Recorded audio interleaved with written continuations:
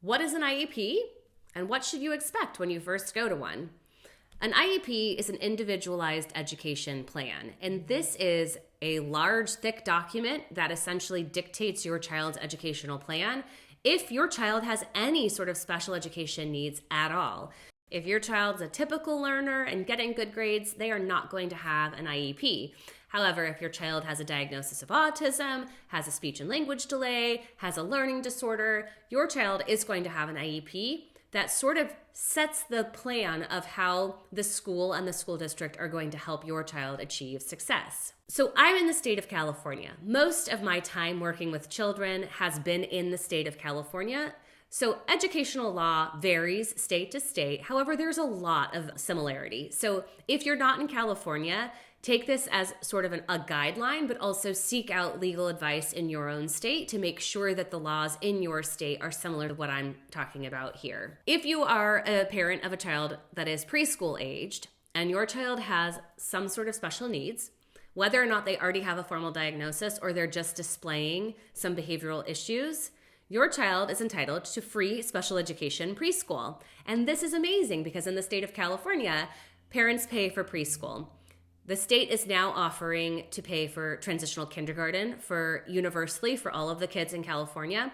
But before transitional kindergarten and you want your kid to be in preschool and getting those social opportunities, it's something you pay for as a parent. So if your child has any sort of need at all, there's free special education preschool set aside for your child. So please call your school district and request that your child be seen for an assessment so that you can be getting the services that your child is eligible to receive at the preschool age. Children with special needs are entitled to so much through the school district, and I feel like most parents don't know what their child is eligible to receive, and the school district's not exactly forthcoming in sharing with all of this. And this is not a dig on the school district. I completely understand how underfunded, overwhelmed the school districts are. So it's not on the top of their priority list to make sure that every single parent in their school district understands all of the services that could be available to the children. So you have to be your child's best advocate. You need to learn what's available and guaranteed for your child to be the most successful in school, and then you need to ask for it. So if your child is not yet in school, if they're in preschool, or if they have been in school for a while, but they've suddenly started sort of exhibiting some problems that are holding them back from achieving academic success, you can request an assessment from your school district.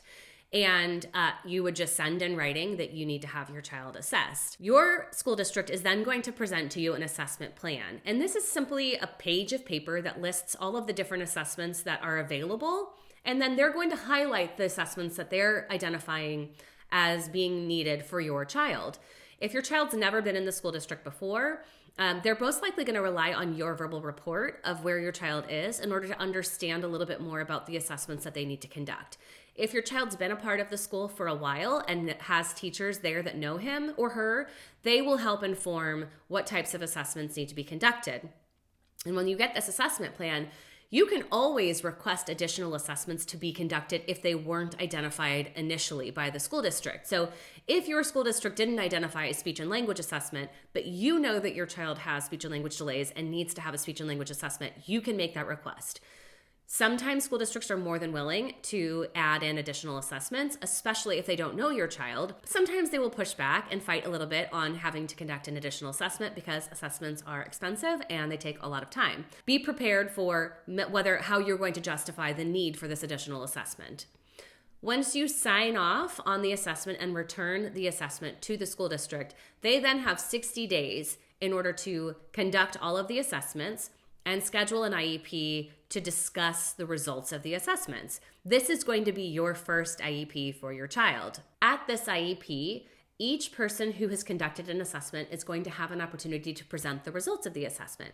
You're also most likely going to receive a copy of the assessment unless you got a copy of it before the meeting, which would be fabulous, but that doesn't always happen. So you'll have a copy of the assessment while the person is going through and sort of summarizing the results. I'm going to suggest that you actually give your full attention to the person who's summarizing the results, because if you're trying to read and listen at the same time, I think you're going to miss some valuable information. The assessments are dense. They're most likely very technical in their language. Save it, take it home, read through it when you can give it your full attention, but give your attention in the meeting to the person, because it's going to allow you an opportunity to really digest everything that's being said, and you can ask questions throughout the presentation to make sure you understand what's being said in the results. All of the different assessments that are being conducted are going to be reviewed, and then we're going to come up with what the eligibility of your child's special education services is. In the state of California, there are 13 different eligibility categories, and this is just sort of where your child fits in terms of their eligibility for special education. It may be something like autism as an eligibility criteria. It could be emotional disturbance. It could be intellectual disability. So these are simply broad categories that help describe what your child is experiencing. They're not formal, like psychological diagnostics. So when you get an autism eligibility through your school district, that's not a formal autism diagnosis. You actually do need to seek out a diagnostic assessment outside of the school so that you can actually get that formal diagnosis, because that is going to be able to secure your services for your child outside of the school's funding, which you need. You need to have home services most likely going for your child as well. So that formal diagnosis is going to help you with getting insurance services for your child or getting speech and language services for your child. So you're walking into your first IEP meeting. Here's what you can expect to see so that you're not completely overwhelmed when you walk in. It is a large group, especially at your very first IEP meeting, because this is an assessment IEP. So everybody who has conducted an assessment is going to be present at your meeting. You will always have a school administrator there that's leading the meeting. They're the ones that are taking notes during the IEP. This is simply a running record of what's being discussed at the meeting, so that if there's any dispute later about what was said, we can go back to the notes of the IEP and look and see, okay, this is what was discussed during that time. So you'll have an administrator present. And then you will also have the person that's being assigned to your child's case, whether that's their special education teacher, just a case carrier, somebody who's sort of devoted to managing your child's case as they progress through school. You will then have all of the people that conducted assessments. So you most likely will have had a psychoeducational evaluation done. So this is going to be a joint assessment conducted by a psychologist and by a school's special education teacher. You may have a speech and language pathologist there. You may have an occupational therapist there. You may have a behavior analyst there. You may have an adaptive physical education teacher there. So these are all the types of people who may be doing an assessment and presenting the assessment results at your IEP meeting. And then you are going to have the family, whether that's just you as a parent, whether it's you and your co-parent. If you are divorced and you're coming with your new partner and your ex-partner is coming with their new partner, you are all entitled to be a part of the IEP team and there for your child. You are also able to bring an advocate with you. And I would highly encourage seeking out an advocate to bring with you to your first IEP, because it's overwhelming. It is a lot of information. It is very technical. And so to have somebody with you that's sort of been through this process numerous times and knows what to expect and can help guide you through the process is so incredibly valuable. So I highly recommend seeking out support from an advocate who does a lot of work with IEPs and school districts to guide you through this process. You are also entitled to bring legal representation to an IEP. Now, if you bring legal representation to an IEP, the school district will also have legal representation present. And unless you need it, if it's your very first IEP with the school district, I highly recommend that you do not bring a lawyer.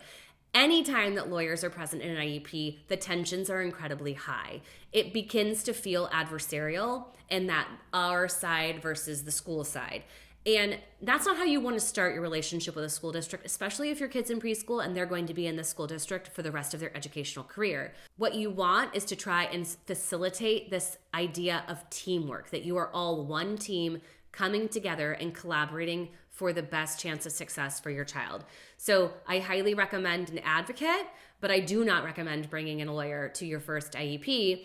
have your first IEP, and then if things get nasty, if you feel like there is a huge discrepancy between what you expect for your child and what the district is offering, then you can hire a special education lawyer. You can still retain legal counsel and have them review your IEP document after the IEP. That doesn't mean they have to come to your IEP meeting, but you could send them a copy of the IEP after the fact and have them review it to make sure it looks good before you sign off on it. A couple of other notes about your rights at an IEP. You have the right to audio record the IEP meeting. You want to give your school district advance notice that you're going to be doing that, because they tend to like to bring their own recording device so that you both have your own separate recordings.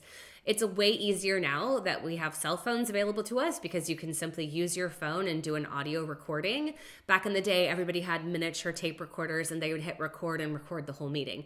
But this is really nice, because even as proficient as your administrator is at taking notes during the IEP, there's a high probability that they are not going to catch every single nuanced detail of the discussion at the meeting to have in your notes. And so to have an audio recording will allow you to go back and make sure that everything that you discussed in the IEP meeting is in your IEP document, whether it's a service that you discussed, whether it's how many times per week that service is going to be, what the goals were going to say, what the school is offering your child.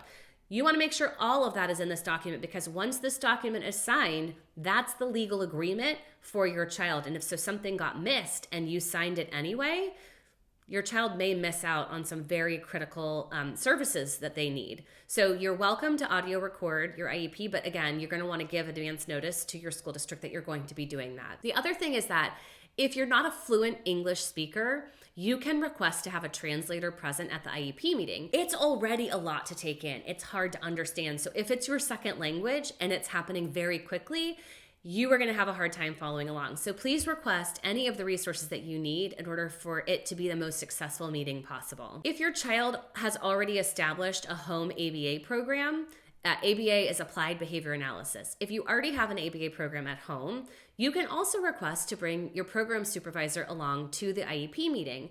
And this, again, is not for your supervisor to be critical of what the school program is. It's really, and you should phrase it this way when you make the request, that you're really looking for collaboration and you want to have consistency across the home and the school environments.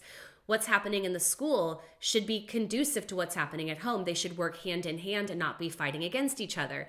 So if the school has one procedure they're working on to address, head hitting in the school setting, and then the home environment is doing something completely different, your child is going to be very confused and you're not going to see success. So you want to ask to bring your program supervisor from your home ABA program so that you can have ultimate collaboration and consistency across environments. After the assessments are reviewed and after the recommendations are made, so in each of the different assessments, that provider is then going to make a recommendation on services.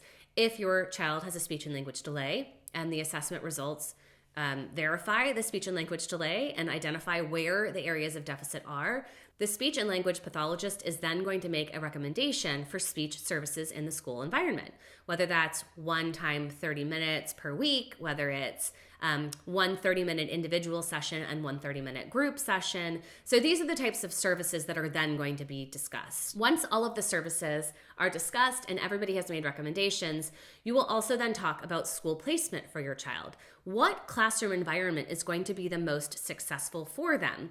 Will they do better in a specialized academic instruction classroom where you have a smaller group of kids, a higher ratio of adult to student, and you have a specialized curriculum? Or is a general education classroom going to benefit your child with some additional resources, whether that's some pull-out services to support individual academic skills that your child is struggling with, or maybe it's a combination of the two. Your child, even if they are severely impacted and in a special education classroom, they are entitled to mainstream with their general education peers. It's super important that our kids are having exposure to typically developing peers, because if they are sensitive to picking up on imitation, we want them imitating typically developing peers who are modeling very appropriate behaviors. Now, that does not mean that general education and a fully included general education placement is the most appropriate for every child. It is not, and I can talk about that in a second video. But we want to make sure that they are having opportunities for mainstream, whether that's snack and recess, library, PE, or going in during circle time in the morning and then going back out to their specialized academic instruction. So the school placement will then be decided as a team, following everybody's recommendations and service recommendations. You're also going to be discussing goals for the next year. Your child is going to have an annual IEP. So they will have one IEP every year. Every 3 years, they have something called a triennial IEP where all of the assessments are reconducted again. So the assessments that were conducted before your very first IEP will then be conducted 3 years later, again 3 years after that. The assessments may change based on your child's age or developmental level, but you will have a speech evaluation done every 3 years for your child's whole time having an IEP in the school district. And this is really to measure, are they making progress? Every 3 years, are they making the type of progress we would hope? Once a year, you're doing an annual IEP to do an evaluation of the goals that were worked on last year. So if your child's receiving speech services, you may have a speech goal that was proposed at the IEP. And if your annual IEP is in November, then the goals are going to be written that by November of the following year, your child will be doing X, Y, and Z. And then there are 2 or 3 benchmarks within the year so that you can measure progress throughout the year to make, are they on track to meet their annual goal? You can call an IEP whenever you want. You don't have to wait until an annual IEP. If you're feeling that your child is not where they need to be, if the current services are not working for your child, you can call an IEP at any point and sit down with the team and discuss what your concerns are and how we can make adjustments to your child's IEP plan to better serve them. So just know that if something isn't going right, if your child's not making progress, you don't have to wait till that next annual IEP in order to discuss what the problems are. So all of this is going into your IEP document. The recommendations, the assessments, the goals, the services, school placement. It's a huge, big document. Do not sign this IEP at the meeting, okay? They may ask you to sign the IEP. Do not sign it. You can sign that you were there. You can sign that you were present at the meeting. But there is a place on the IEP that says, I agree to all parts of this IEP, and you do not want to sign that at the meeting. There is far too much to look at and review before saying, I agree with all of this. You want to say, I agree with what we discussed today, and I would like to take home a copy of a draft of the IEP and review it before signing off on it. And your school district should be totally fine with that. Do not feel pressured to sign consent to it in that moment, okay?